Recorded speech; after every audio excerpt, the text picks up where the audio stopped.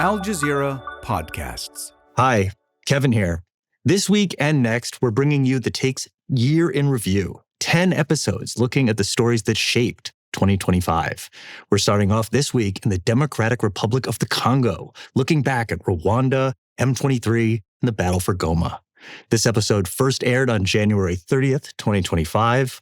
All dates and references are from that time.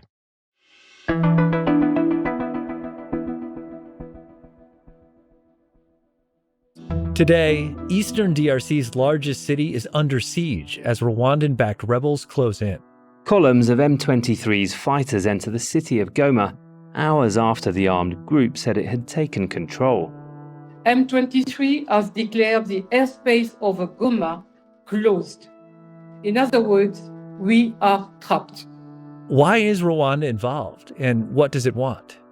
I'm Kevin Hirten, and this is The Take.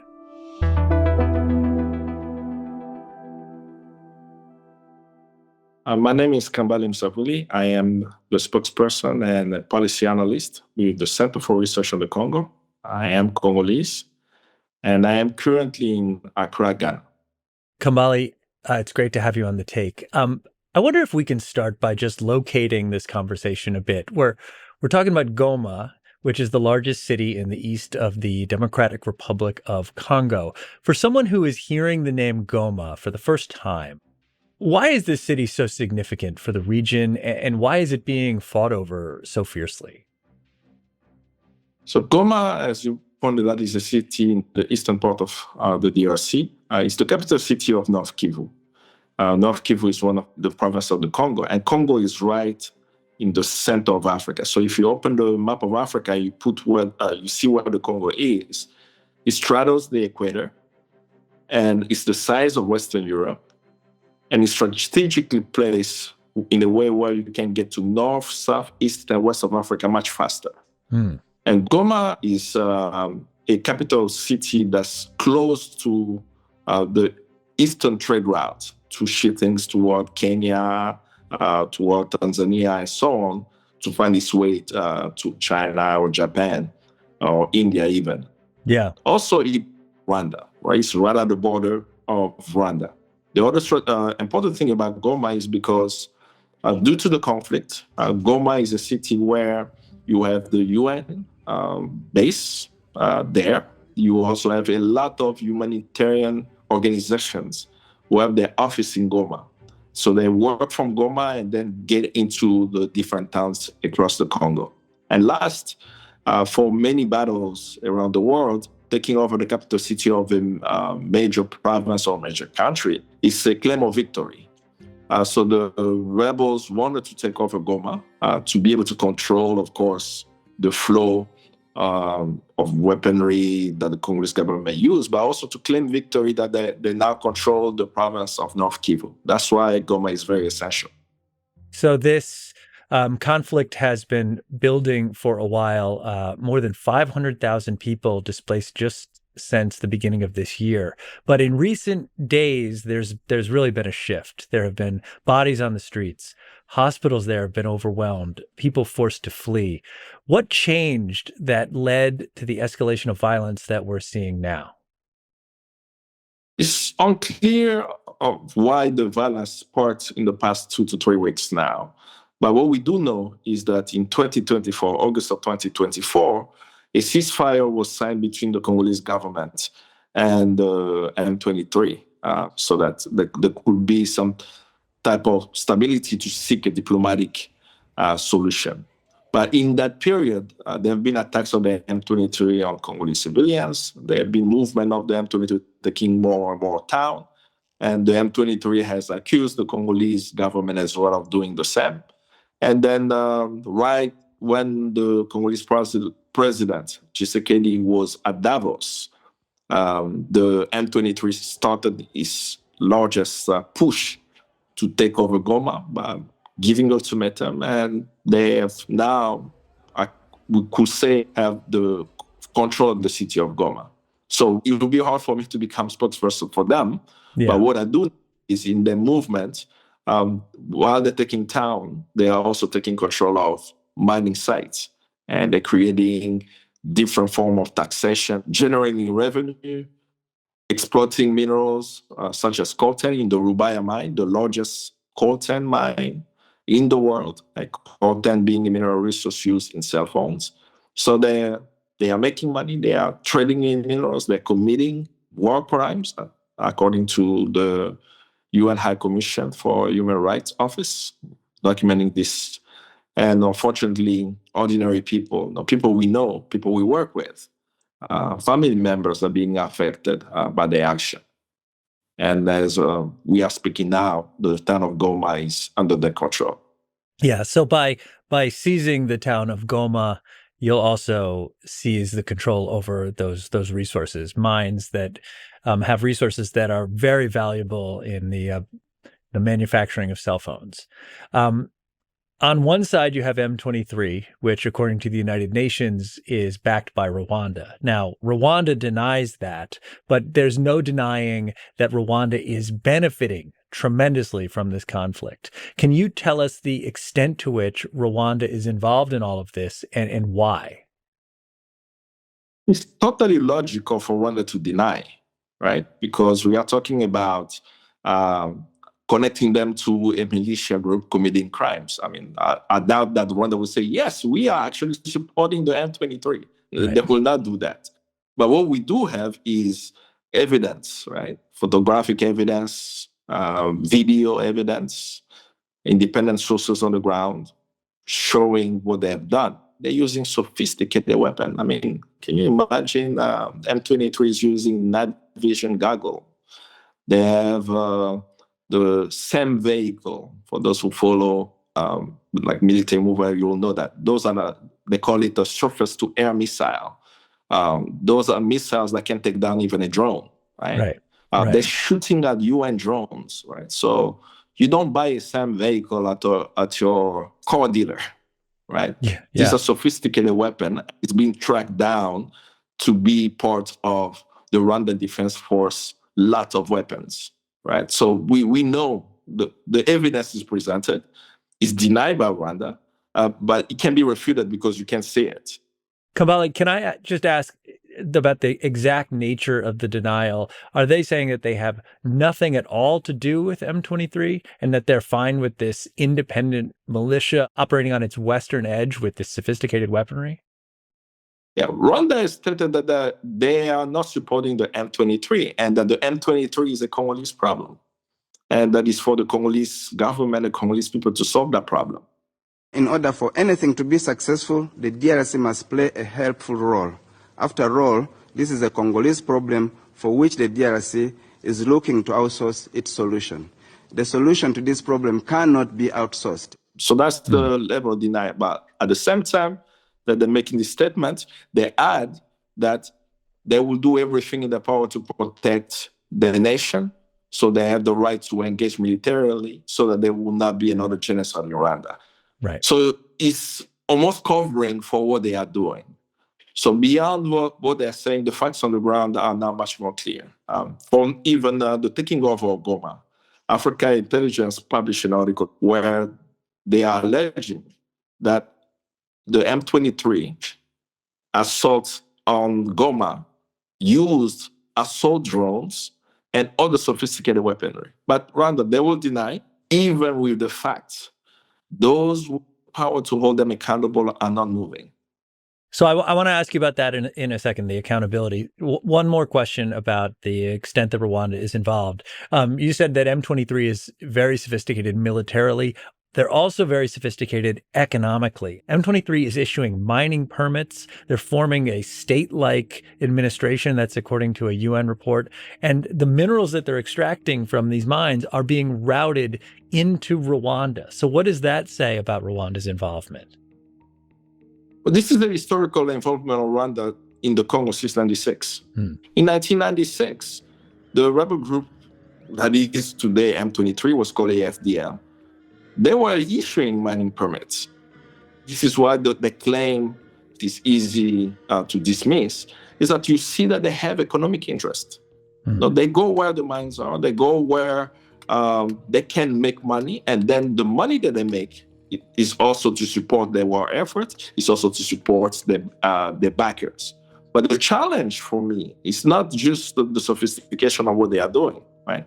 Is that for the past 30 years, with all the evidence that exists, how come nations supporting Rwanda and Uganda continue to only issue condemnation and no action? That's what's the most bizarre. Because these weapons, for example, that the M23 is using, is not manufactured on the African continent. How come we can't track down these weapons? Why aren't we holding the people supporting the M23 accountable? More with Kambale after the break. Let's talk about accountability or the lack thereof. First off, we should say the siege of Goma is clearly having an impact. The Congolese government cut ties with Rwanda over the weekend. In the capital, Kinshasa, protesters have been attacking foreign embassies. UN Secretary General Antonio Guterres has demanded that M23 withdraw troops. But all of this talk has led to very little action. So, Kambale, my question is, how do you think that Rwandan President Paul Kagame's relationship with the international community factors into all of this?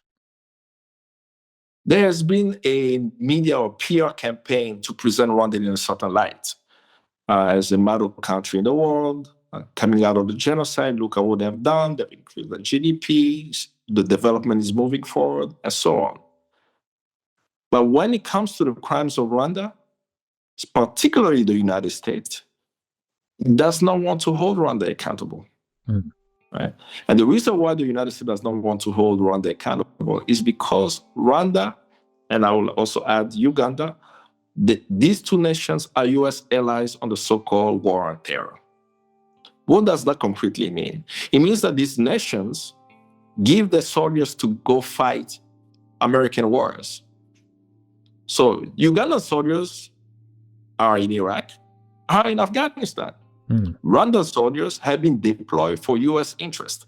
They've been deployed in Haiti, they've been deployed in Mali, and lately even they are in Mozambique. So Western nations, because they don't want to engage directly on the African continent in some cases since Black Hawk Down, they use now African as mercenaries. Now, the impact of that is that how are you going to hold them accountable for using the same weapons you gave them for other missions to commit crimes elsewhere? But it has happened before, where pressure was mounted on Western nations to hold Rwanda accountable, and it worked in 2012, and we may get into that shortly. So you've talked about this relationship, but what about the economic relationship? I know that the EU struck a mineral deal with Rwanda last year. Rwanda is making a lot of money through selling minerals to the West, to companies, private companies. That economic relationship, does that play a factor in the lack of accountability? Absolutely. I mean, think about what you just said. Last year, the European Union struck a deal for critical minerals with Rwanda. This same European Union put out a statement also condemning Rwanda of supporting the M23 rebels. This same European Union provided weapons last year to financial support for weapons last year to the Rwandan government. The European Union has the evidence of the UN group of experts showing that the rebel M23 in the Rubaya mine extracting coltan are taking the coltan from the Congo, bringing it into Rwanda and shipping it out to the world, and pretty much mixing it with whatever is there so that it will be hard to trace if it came from the Congo or not. So they have the evidence, but why do they need Rwanda to be the intermediary, right? They're getting the cost of the minerals much cheaper because they're not dealing with Congolese directly. But most importantly, we must know why Congo is destabilized for the past 2 decades. Congo is essential to the fourth industrial revolution. You cannot talk about AI without the Congo. You cannot fly a drone without Congo. You cannot have advanced technology without Congo. Why? Congo is the number one producer of cobalt in the world. It has one of the largest reserves of coltan in the world, and it has one of the largest lithium reserves in the world at Manono right? So as long as Congo is kept destabilized, and its resources are pilfered to other countries that can rebrand it as Rwandan product, then you don't have to deal with the DRC directly. And this actually happened 100 years ago with King Leopold, right? King Leopold of Belgium getting the rubber that was needed for the tires of the car, because there was the first industrial revolution then. They didn't have to deal with the DRC, and 10 to 15 million people die under King Leopold. And we are facing the same thing now. So the Congolese president, he's, trying to draw attention to this issue. The UN is clearly aware of what's happening. Will the UN be able to do anything that puts a stop to any of this? Those who can do something are the 5 permanent members of the UN Security Council. But we have a problem, right? The problem is there are 2 or 3 members who will veto anything that may come out to hold Rwanda accountable. The first one will be the United States. And when you even think about that, you start even thinking about what is happening in Palestine, right? That the United States will always take a position to support its ally. So this is why Rwanda has not been held accountable. So the pressure cannot come from this government. The pressure has to come from below. It has to come from the people, right? The people of these countries, do they know, for example, that you are not able to deal with the fire in Los Angeles because your taxpayers' money is going to fund despot dictators on the African continent? So the more we are communicating with US citizens, with European citizens, in reminding them that the governments are doing really hideous dealings on the continent, then we have a chance. Kambale, we get wrapped up talking about these big picture topics, international forces at play. It's easy to lose sight of the human element. Goma has 2 million people, which is roughly the size of Vienna. It's under siege. It's without power. I know you have loved ones in the region who are caught in the crossfire here. Just on a personal level, how are they doing? How are you doing? It's a very difficult question you're asking me. We have family members there. We have people we work with who are there on the ground. One thing that touched me in the past few days is that I received a picture of people I know in Goma sending me a picture saying that we are okay because they were able to get internet connection. And when I saw that picture, it reminded me of myself. I left the Congo as a refugee in 1998 as well. So I lived through the First War. And that picture showed what we went through also in 1996 to 98. For anyone who's seen war, when they see that picture, I'll kind of describe it. The furniture in the house, all of it was pushed to the wall. And then they were all sitting by the wall and they took like a selfie. Why were they on the wall? It's because if they shoot and the bullet comes through the wall, it will not have the same strength. And if it does go through that wall, if it hits again another object, it will slow down. It's to protect themselves. Wow. And the people that I know, when we are communicating, they are wondering why for the past 30 years they have to live this way. That they know how to protect themselves from bullets. These are ordinary citizens, and I'm happy they are okay. At least most of the people that I know I've been able to connect with so far, they are doing well. They're worrying about the lack of electricity, lack of access to water. People are worrying about what they have to do for the next meal. And then outside of those who are in conflict, there is a Congolese diaspora, right? Where we are all worried about what's happening to our loved ones there. And all of us are stressed. I mean, I've shared with people that I have not slept for the past 4 days for more than 2 hours, just to make sure that everyone is fine, especially on Sunday as they were trying to take over the city of Goma. And you cannot get a hold of anyone. And you're wondering, are they okay? Are they not okay? And you can't sleep. So that takes a toll, not just on the people on the ground, but also those on the outside, those who are organizing the protests. And that's what gives us the strength, that we're seeing young Congolese organizing protests across the world, in Paris, in Belgium, so on, in New York. People are organizing the Free Congo movement, that we need to denounce the situation there. So it's tough. It's something that I have had to deal with for the past 30 years. Yeah. But I'm still convinced that we still have to tell the story to the people. And when people know, they will take action to end the carnage in the Congo. Kambale, thank you for coming on The Take. Thank you so much. And that's The Take. If you want to catch more episodes like this, make sure you're following our YouTube playlist, which is right here. That's where you're going to find all of our recent content, which is updated regularly, so you'll never miss an episode. And while you're at it, hit that subscribe button so you stay in the loop with all things Al Jazeera English. See you tomorrow.